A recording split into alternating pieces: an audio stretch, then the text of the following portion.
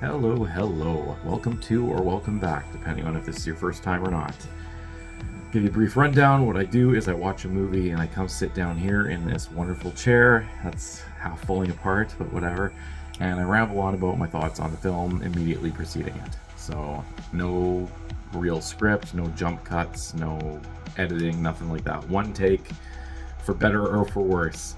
The most I have is some brief notes about things that happen in the film, so I can at least trying to stay on path the best I can. But yeah, so that's something you're into, great. If not, I don't blame you. And thanks for watching up to here. Shall we continue? So I'll give you spoiler alert. You know the drill. I'm going to be talking about the film, things that happen in the film, including the ending.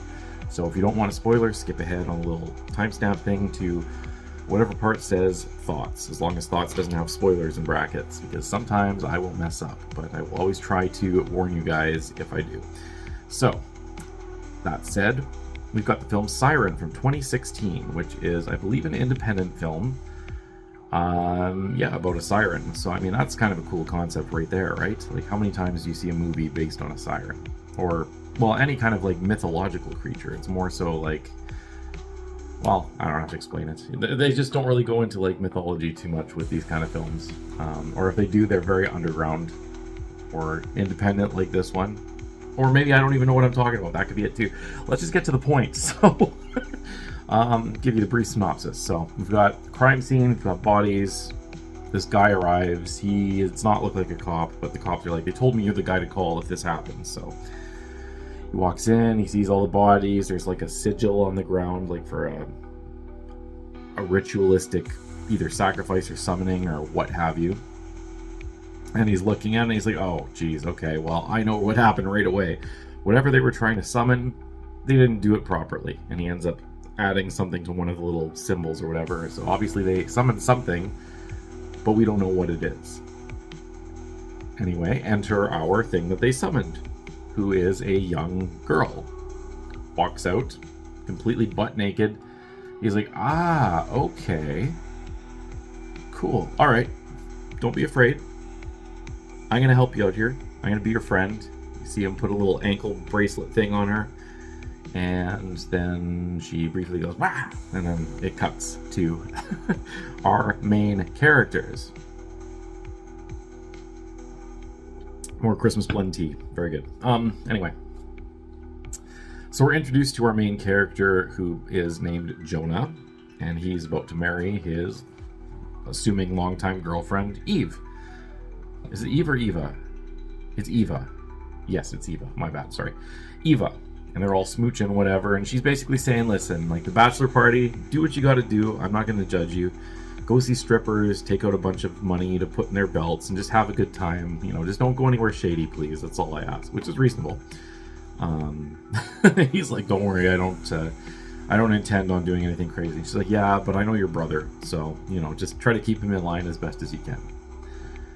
And then we're introduced to the rest of this ragtag team of heroes for this journey. So we have Jonah, obviously, who's the groom-to-be, and we have his brother Mac, and we have his friend Rand and Elliot. And basically, as the brother, Mac has arranged all of this stuff. So they go to the strip club, and it's, a typical strip club, whatever. Mac's not really feeling it, but he ends up meeting someone at the bar who tells him about this place that might be a little bit more exciting. So they're in, what did they say it was, Garden City? I don't know what that is. In Winnipeg, that's a shopping mall, so I have no idea what it is in the States, but Garden City is supposed to be apparently great for nightlife or whatever, but he's not impressed. Regardless, this guy tells Mac about this place, and he's like, listen, I could probably get you guys in, honestly, just, you want to come down? And he's like, okay. So he goes back to the buddies and tells them all about this place, and they're like, oh, okay. And then on the table, after doing some shots, he throws some mushrooms. Yes, the magical kind. So they do mushrooms also, which, great idea, I suppose, if you're going to a place that you don't know where it is from some shady dude. Anyway, they follow him, his car or whatever. They follow his car down this dirt road, and I guess it's taken a while. Mushrooms are just starting to kick in, so they're like, okay, how far is this place? He says, yeah, well, that's the thing. Like, it moves, so there's no set location. So we have to follow him because he knows where it is tonight or whatever. Anyway, they show up down this dirt road with these trees overarching. Like, it looks like if you played Red Dead Redemption 2, the Braithwaite Manor path that goes up with the trees over it and then the big mansion. Well, it looks almost exactly like that, which is kind of cool. At nighttime, of course. Anyway, it's not Braithwaite Manor, but anyway, there's a big mansion, there's lights, and they go inside, and the doors open, and all these women are like, hey guys, come on in, you know, have a good time. I do a lot of hand gestures, don't I? No, whatever, it doesn't matter. Anyway, they go inside, and they're sitting down, and things are starting to go a little trippy. They're not sure if it's exactly like the mushrooms kicking in or what have you, so they're seeing like people with like masks on, and the stripper that's on the stage looks like she has like stitches here, but it might be makeup, and then there's like a spider crawling on her stomach, but it could be the mushrooms. So we don't really know how messed up this place is or how bad their trip is, which is which, we don't know. Anyway, one of them is a little bit freaking out or whatnot, but they stick to it and watch that last act, and then someone comes onto the stage, and it's a gentleman by the name of Nyx, who is the guy at the very beginning segment there who was at the crime scene and the little girl and all that stuff. So he runs this place clearly, and he comes out and he's like, so we got 4 newbies here today. We got a stag party. Jonah, you're gonna have a great time tonight. And Jonah's like, did you guys like tell him? No. So obviously the dude that brought him there must have given a heads up, you know, have a good time, right? Anyway, Nyx invites the 4 boys to the back area, so the, I guess, more exclusive area, and he brings them into a room, and there's this blue-haired bartender girl with him or whatever, who is sort of, I guess, his like bodyguard or sidekick or something, I don't know. Anyway, he sits them down, he's like, so boys, you ready to have a good time? They're like, oh hell yeah, let's do this. So they're expecting, you know, like a private dance or something. He's like, okay, well, Jonah, I've got something really good for you in store, so why don't you follow me? And the guys get up, he's like, no, this is just for Jonah. And he's like, I don't know. And the guy's like, just go, like, come on, it's your stag party, have fun. He's like, all right. And Nyx is like, are there any rules? And he's like, yeah, no sex. And he's like, he says, yeah, no sex because I'm getting married or something like that. He says, do you mean like gender or do you mean the act? And he's like, the act. Anyway, they take him down this hallway and it leads to a room, and I guess Nyx lets him go free, and he goes into this room and he walks in and he sees this window, and he looks through the window and he's trying to see something, and this girl pops up, totally naked, hand on the glass, whatever. He's like, can you see me? Or he's not really sure what's going on. So there's a chair by the window and he sits down, and this woman starts singing. And well, if you know what a siren is, you know exactly what's going on here. Anyway, the song takes hold of him, and based on mythology, it's like the most alluring thing ever. So if you don't know what a siren is, basically they are out at sea and they lured sailors into the water, and based on whatever myth it is, either they're like mermaid type people or they're like look like basically women, but then they have like wings and tails and stuff, and that's the angle that we're going in this film. So doesn't really come into play yet, but anyway, she sings her song and he starts having rapid images of like all of his past sexual experiences, from like his first ever girlfriend to his current wife. And they cut back to him like totally in a trance, like pressed against the window. Like, I don't know if he's like grinding against it or something, but he's having a great time, like mentally anyway. Anyway, that ordeal ends and he snaps out of it and he's like, what the hell? And he starts to leave as she disappears, and he's looking, and then he hears her say, don't go. He's like, huh?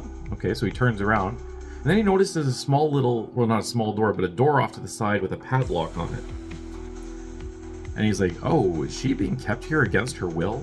Obviously, he's not thinking, oh, it's a mythical siren, right? Like, it's a girl. Like, regardless of whatever happened, he's on mushrooms, so he thinks that the whole call of the siren thing is probably just a mushroom side effect. Like, there's no reason to suspect supernatural, mythical entity right now.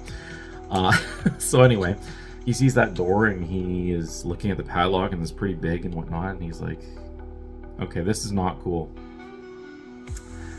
So he goes back to the group, and Elliot has taken a shot with like a leech in it or something, and he's tripping out and kind of not having a good time. He vomits, and they're like, whoa. And he's like,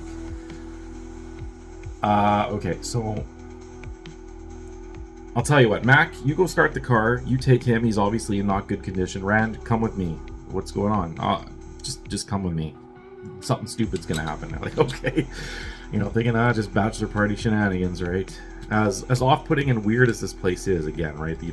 They're on mushrooms, so how often am I going to use that as an excuse in this review? Probably quite a few times. But anyway, there's one more to add to the list. So anyway, that's what happens. Mac takes Elliot to the car, and Elliot's in the car. He's like, oh man, I killed that girl. And Mac's like, what are you talking about? You were literally with me the whole time. And he's like, just messed out of his head. Meanwhile, Rand is brought to the back room there with by Jonah, and he shows him the padlock. He's like, oh shit, okay.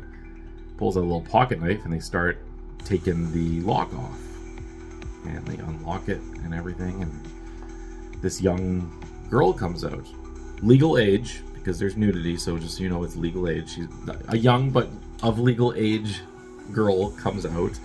I mean, she's a siren though. She's probably like 6,000 years old for all we know.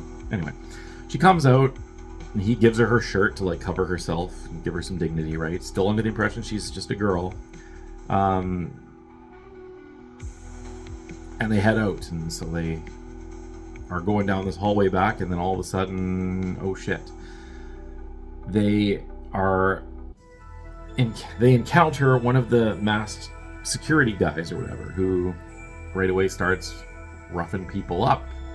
And Rand takes one for the team and jumps on his back with his little pocket knife and is like, run, you guys. And so they run, and he gets thrown into a room. We don't know what happens to him just yet. Anyway, they run. They're going through the hallways.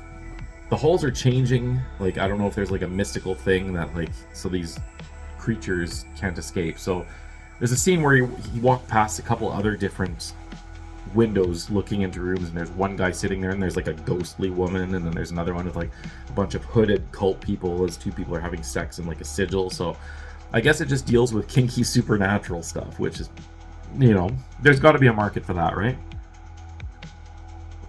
Anyway, so they get back to the car, and where's Rand? He's like, oh shit, he's not with you. And he's like, he was with you, dude. Like, I guess he assumed that he stopped the guy and then ran back to the car. Anyway, as he gets into the back of the car, the doors open of the building, and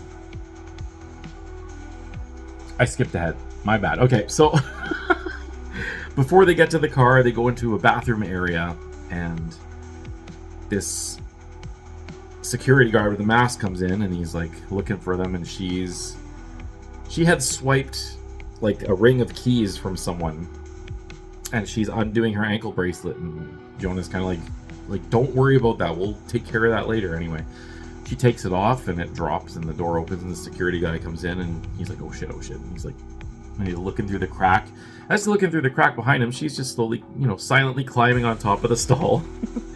And he looks over, and she's gone, and he sees legs, and he looks up, and he sees her, and she jumps onto the security guy. And through the little crack, you can just barely see what's going on. She destroys this security guard, like, to the point of he's dead. Like, he didn't even get a chance. He fired off, I think, 2 shots, and they did nothing because they probably didn't even hit her. Anyway, he looks through the door and sees her on top of him, pulling something that's, like, bloody. And he's like, what the fuck? He slowly opens the door, and he sees her, like, eating his face. And, yeah, she has a tail now that's, like, whipping around, you know, like a cat who's agitated. So that's not what he thought was going on. Clearly he didn't expect that. He thought he was rescuing some girl who was locked here against her will. Well, I mean, technically, right? She just happens to not be human. So, I mean, good on him still.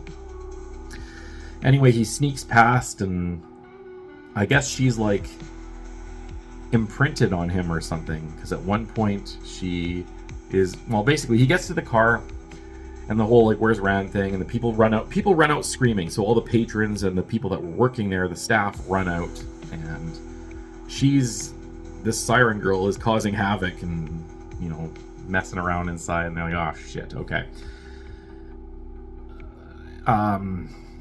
So they get in the car, and then Rand actually does make it back, and they're like, "Oh God, okay, good, you're here. Thank God, you're okay. Let's get the fuck out of here."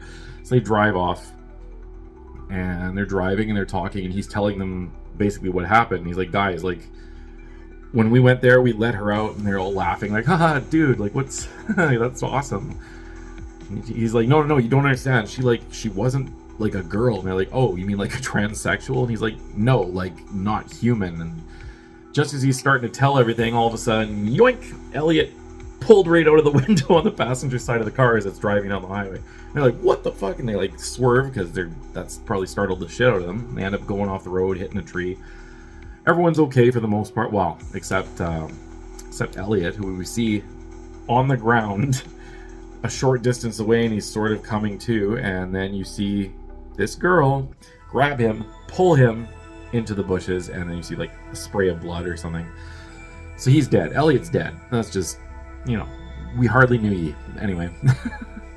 I guess the rest of them kind of understand, all right, this is a serious thing. They see a car coming. Rand gets out on the road, and he's like trying to flag them down. It's a passerby. They hit him. It turns out it's Nix and his blue-haired sidekick or whatever, and the guards or whoever the hell's with him. I don't remember. I literally just watched this, but smooth reptile brain, you know the deal. Anyway, he gets out, hits Rand. The other's like, "Oh shit," and they bolt. Anyway, they end up going into the trees, and they find Rand, who had recovered enough and was hiding, I guess, under a car, and they pull him out and take him off. I guess that's going to be their plan to do what they need to do to get what they need to get. So what they end up doing is taking him and essentially torturing him. He confesses everything. Like, it's literally just a stag party. Nix is like, "Oh, you're with like those stupid warlocks or wizards or whatever they are from some place, I don't remember." And he's like, no, we're like, it's literally just a stag party. He's like, "Okay." And one of the guards gets like a crowbar, and they rip open the pant part of his knee, and he's like, "What are you doing? I told you everything." He's like, Nix is like, "I know, I believe you. We're gonna torture you anyway." So that's fun. There's my catchphrase. That's fun. But that is fun, right? So anyway. Needless to say, that's going on. They don't really show graphic torture, which is good. I don't think movies really need to do that unless that's what the movie is aiming for. This movie is clearly beyond just torture porn, so good for them. Anyway, they're in a clearing. There's mud all over the place. One of them says it's like quicksand. They're like, "It's not quicksand." Anyway, they realize that this girl must be following his scent. So it's like I said, he's imprinted on her or something. He rescued her, right? So obviously she's either indebted or whatever the case is. We do find out eventually that it's, a genuine interest romantically, not so much predatory. Well, romantically predatory, I guess you could say. Regardless. Anyway, they're in this field, and they realize it's the scent and stuff, because that's why he went after Elliot, because I think Elliot was wearing his jacket or something because he was sick, so they give him a jacket, right? Whatever. So his smell was on him, and she grabbed him, and I guess when she found out, oh, that's not Jonah, she killed him. So that's what that is. Anyway, they hide in the field, and then they hear thump, meaning she's around, and they cover themselves in mud, I guess, to, predator style. Instead of masking your heat, they mask their scent. She walks on by. Great. They end up making their way to a diner area, and there's two cops in the diner, and they get in, they start telling the cops all the stuff that's going on, and the cops are like, "What's going on? I don't understand, but okay." So they call it in, but it turns out they show on the back of their neck there's a little tattoo symbol. So part of the story I forgot to mention earlier was, as payment for Jonah's little private dance or whatever, they had to give a memory of theirs, and Nix is like, "I want your best memory of your mother." And they're like, "You want me to tell you our best memory?" No, I want the memory. Like, I want it. So basically, you're not going to have that memory anymore, but it won't matter because you won't know that you don't have it, because you won't remember having it and all that stuff. And they're like, "Okay, obviously this is impossible, but sure." So he's like, "Hey, look at your shoes." And then like a half second passes, like, "Okay, look up." Anyway, back in the bar, they find out that they all have these tattoos on the back of their neck, which is very strange. Anyway, the cop has that same tattoo on his back, meaning he's associated with this group. And you hear him calling it in, and Nick's on the phone. He's like, they got him, perfect. Okay, great. Anyway, as the cops are about to book him, basically, Jonah's new girlfriend shows up. Boom. Absolutely starts singing, and Jonah, quick thinking, plugs his ears, and I think Mac does the same. And the cops are just completely shredded. And she jumps down and confronts Jonah, essentially, and carries him off into the night. And Mac is looking like, fuck, really? Great bachelor party so far, right? Anyway, so she takes him off, and they land in some field, and she like siren songs him and undoes his pants, and he's like, no, like, I'm married, like I'm gonna be married, I can't do this. Her song easily overpowers that. She's a siren. That's literally what they do. They make it to love in a hole in the ground somewhere, and again, he's visualizing like past loves and stuff, and Eva is the one that pops into his head, and that's like the majority of all that. Anyway, I guess they're both spent, because he kind of comes to with his phone ringing, and she's in human form beside him asleep. And he goes and grabs the phone. He's like, oh shit. He slowly crawls out of the hole, and he's like, Eva, like, oh my god. And it's her, and she's like, yeah, I'm sorry for bugging you during your bachelor party, but I don't know, I just wanted to, talk to you quickly. And he's like, okay, oh my god. So he tries to explain all these things that are going on, but of course the phone cuts out a little bit, and she's like, hi, I can't hear you. Jonah, are you there? And he's like telling her. Finally, he's like, I just wanted to tell you I love you. And she's like, oh. So that went through the phone, obviously. She's like, that's so sweet. Why? What did you do? What did you do? Like, playful interrogation. And then the phone cuts out again, and that's the end of that. So that's great. So that happens, and then back to Rand. Sorry, I forgot. I forgot to mention that the blue-haired woman is the source of those leeches in the drinks that Elliot had. So it's revealed, this is before the torture. I'm sorry, I forgot to mention this. Before the torture, she takes off her wig, and she's like Medusa, but with leeches in her hair. So she has leech hair. She pulls a leech off and puts it in a drink, or puts it in the back of the tattoo. So there's a little hole, or a little circle that the leech goes through into the tattoo to, I guess, collect the memory of him being tortured. And then she extracts it, and he has no memory of the pain and all that he just went through. And she's sent to go find Jonah and give him a leech drink. So the leech drink gives memories that people give up, apparently. So Elliot saying that he killed a woman, that was from whatever leech drink he drank. He drank someone else's memory, gained their memory, and thought that he killed someone because it's in his memories now, right? So there you go. That's the mythos behind those leech drinks. Very fun, in case you were curious. So where did I leave off?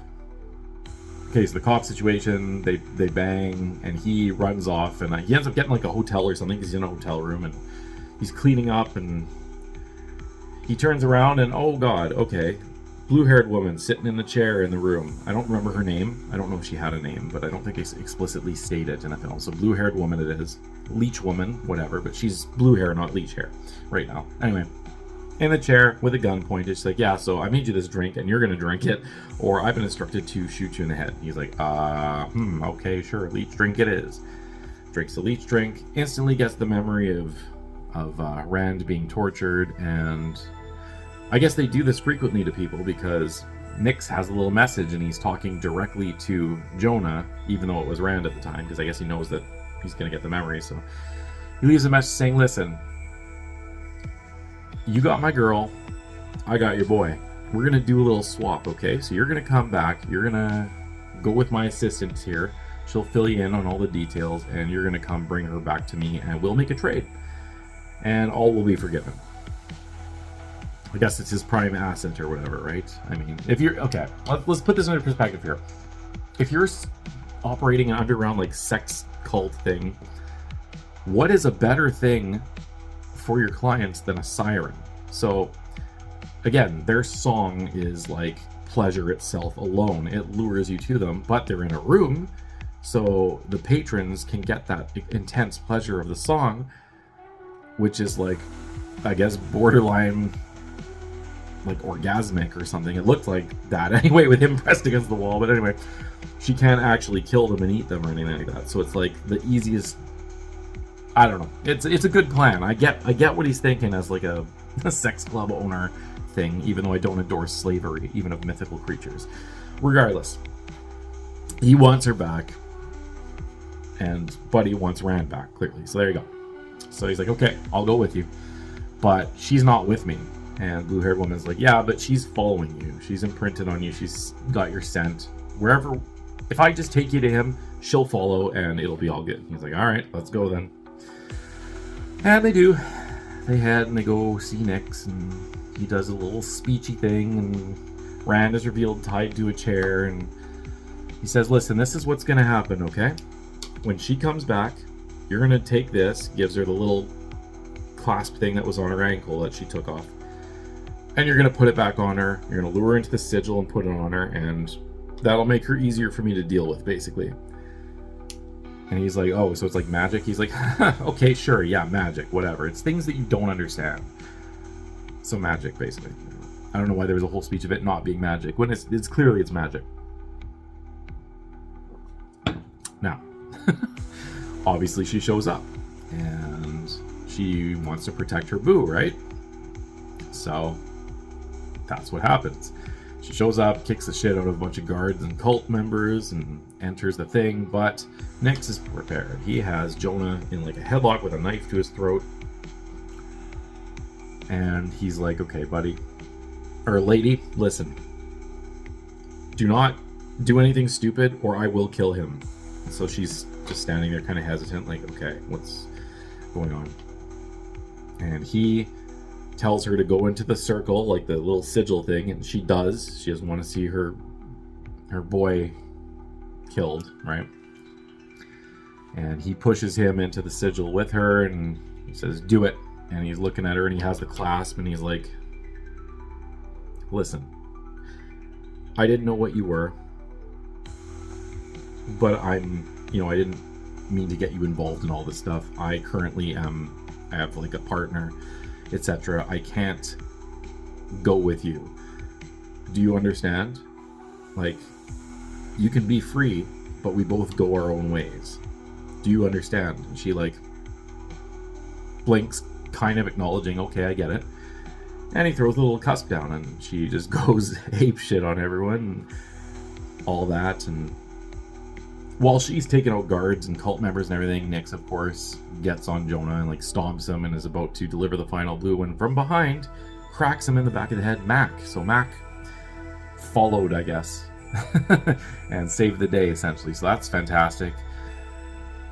Jonah goes to untie Rand, but unfortunately Mac gets getted.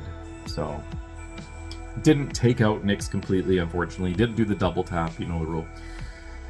And he gets his throat cut. So Mac's dead, and obviously Jonah screams like, oh my god. And anyway, by now the guards are all dispatched, and Siren lady, whose name is Lily according to Nyx, lands, and there's a little confrontation. He's about to take out Jonah next when she starts singing, and Jonah's like, oh god, and he looks to Rand, he's like, cover your ears. So they do, but Nyx didn't have a chance to cover his ears, so he is kind of lured by the song. He's trying his best to fight it, not working. He can't, it's supernatural. Sorry buddy, you're done. And he goes up to her, and he's on his knees, like ready to worship her essentially, and then she stops singing, and he snaps out of it briefly, realizes, and he's like, wow, is she like giving me mercy? So he like literally says thank you, and then as he says that, her tail stabs right through his mouth out the back of the head. So Nyx is dead. Later, bud. Anyway, at this point, the two survivors are running out of the building, and then you hear that classic don't go, and he's like, oh shit. And Rand's like, what are you doing? What are you doing? He's like, don't worry about it.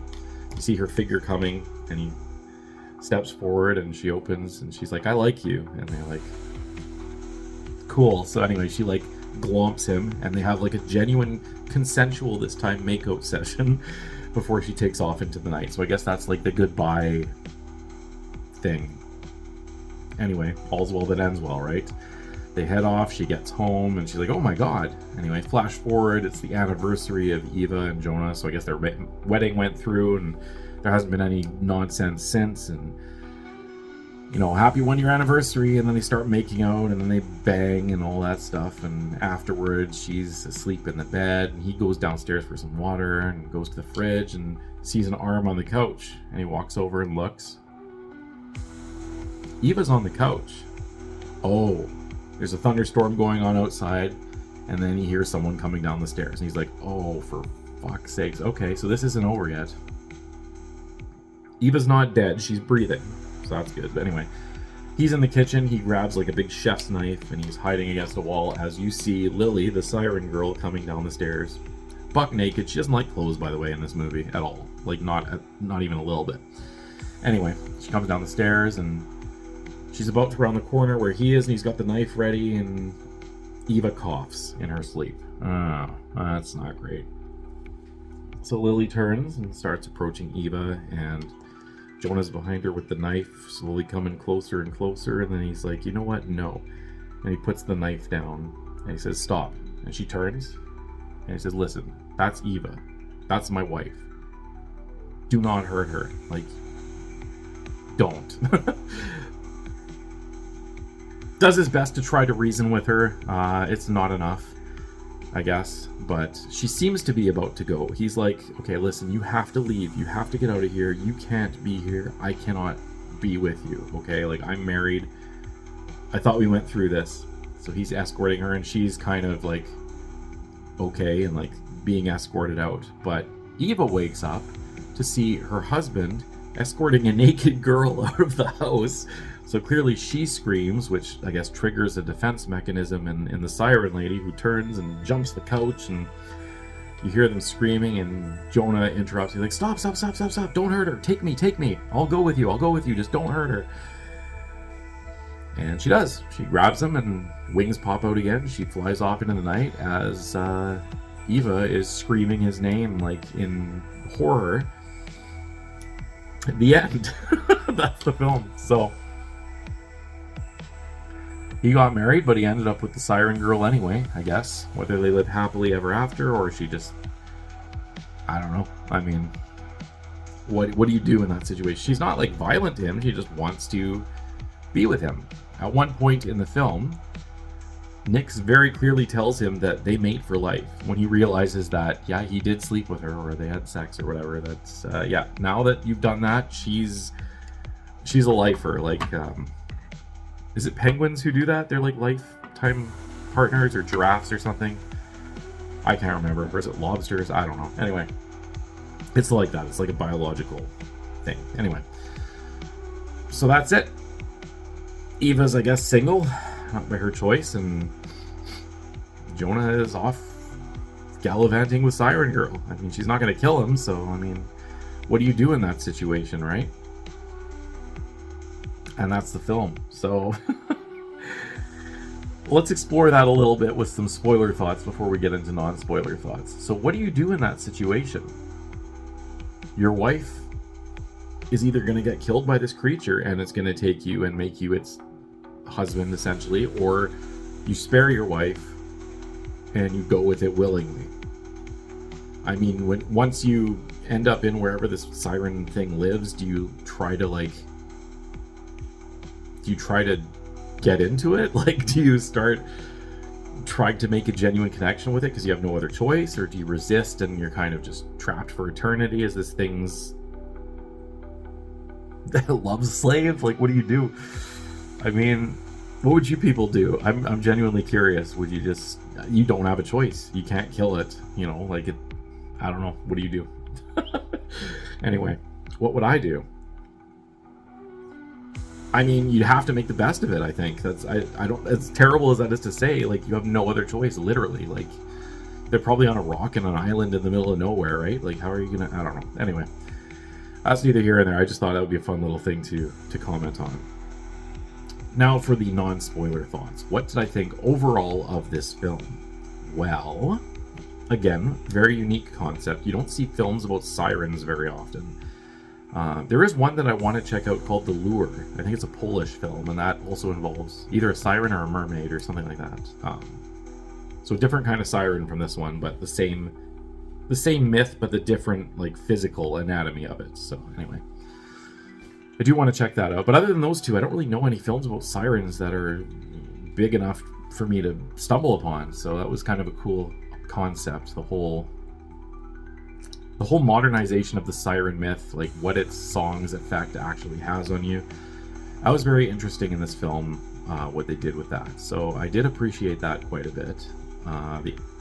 The acting was okay. Like, it's an independent film, and I don't know who any of these actors are, but they were all good enough. None of them were like super obnoxious. Even Mac, who was kind of supposed to be early on set up as the more obnoxious one, wasn't that bad at all. He seemed like, you know, in your group, when you have kind of a guy who's a little bit more rowdy than the others, and that's about it. Like a realistic amount. So that was cool. The whole setup seems pretty legit. I mean, that kind of a guy would, of course, be the guy whose idea is to follow this other person to wherever the hell they're going. Again, I'm not going to go into spoilers here, but I guess that's a mild spoiler, but it doesn't tell you anything about the story, so it's fine. Anyway, he's the one that would be the most likely to get you into this situation anyway, so that makes sense.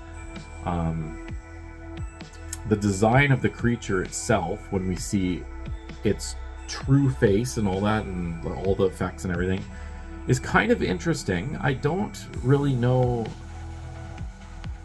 what they're supposed to look like in mythology. I always just assume that they were supposed to be like a hot girl in the water or whatever, right?